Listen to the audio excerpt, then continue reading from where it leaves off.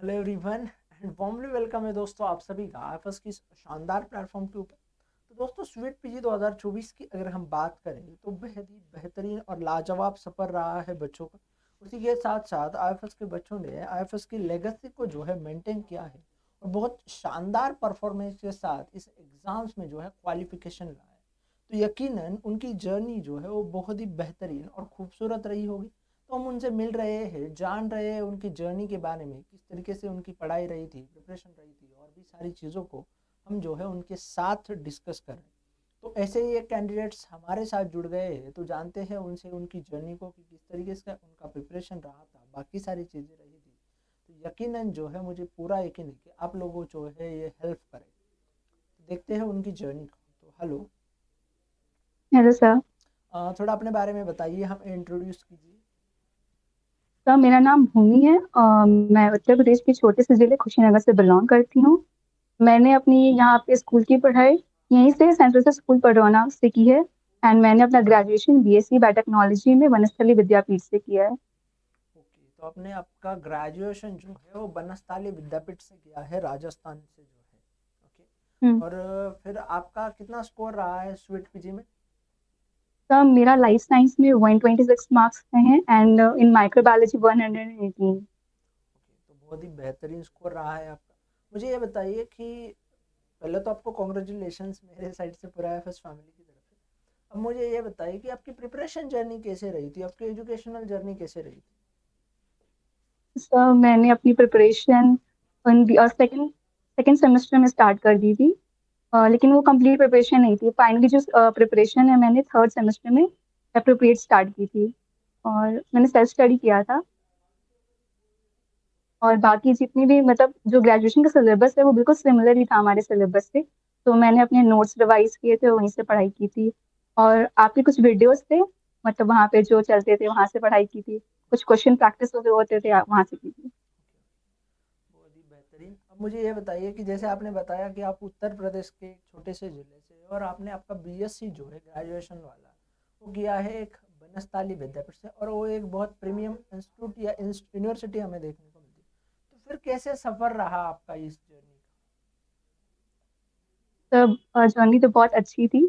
पहले तो मुझे उस यूनिवर्सिटी के बारे में पता भी नहीं था, कुछ हमारे रिलेटिव्स थे वहाँ तक, वहाँ से हमें पता चला।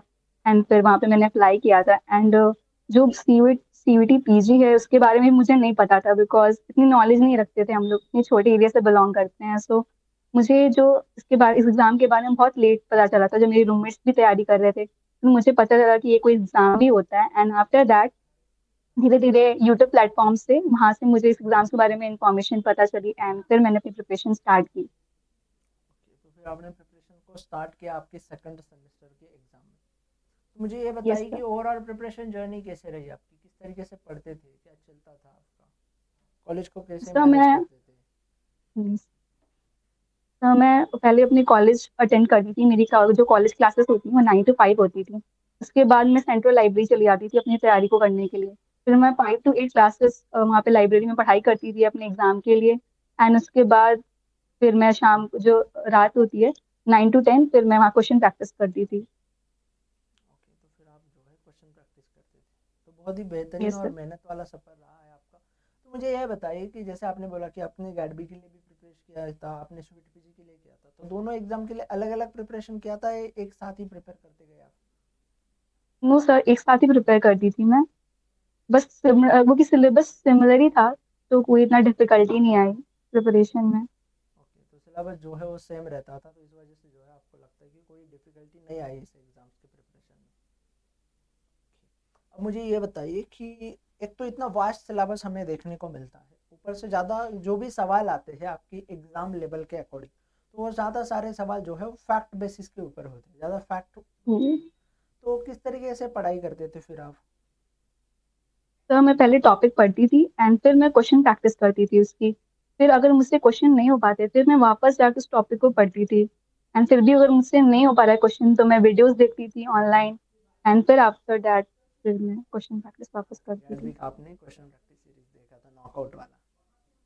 Yes sir. ओके, अब मुझे ये बताइए कि जो डिफरेंट डिफरेंट सब्जेक्ट है आपके सिलेबस में, मुझे बहुत सारे सवालों का सवाल बताइए, सर बायोकेमिस्ट्री को कैसे पढूं, फिर मैं सेल बायोलॉजी को, मॉलिकुलर बायोलॉजी को कैसे पढ़ूँ।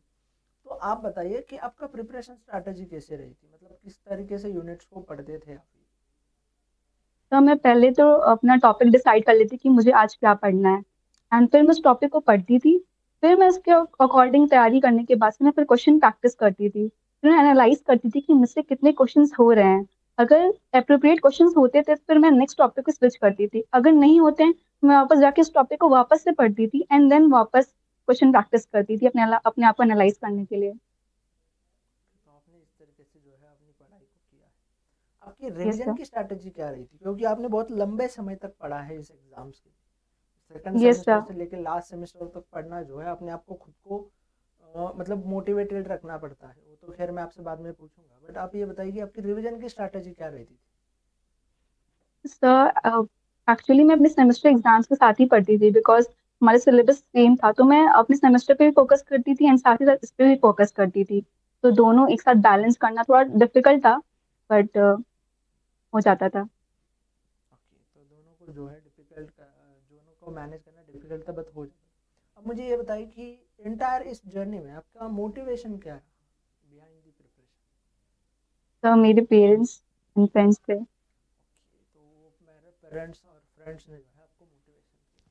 ओके, मुझे ये बताइए दोस्त कि जो भी नए लोग हैं आपके जूनियर्स होंगे, आपका खैर बहुत अच्छा मार्क्स भी आ रहा है गेट में, तो मुझे ये बताइए कि जो भी आपके नए दोस्त होंगे, फ्रेंड्स होंगे, जूनियर्स होंगे, तो उनको क्या सजेशंस देना चाहोगे आपकी एग्जाम्स के? तो मैं उनको ये कहना चाहूंगी कि पहले आप एक प्रॉपर स्ट्रैटेजी बनाओ, अपना सिलेबस आप सारा चेक करो एंड उसके बाद आप धीरे धीरे मतलब इंपॉर्टेंट टॉपिक्स को कवर करो, जैसे कि बायोकेमिस्ट्री हो गया, सेल बायोलॉजी हो गया, मॉलिक्यूलर बायोलॉजी हो गया।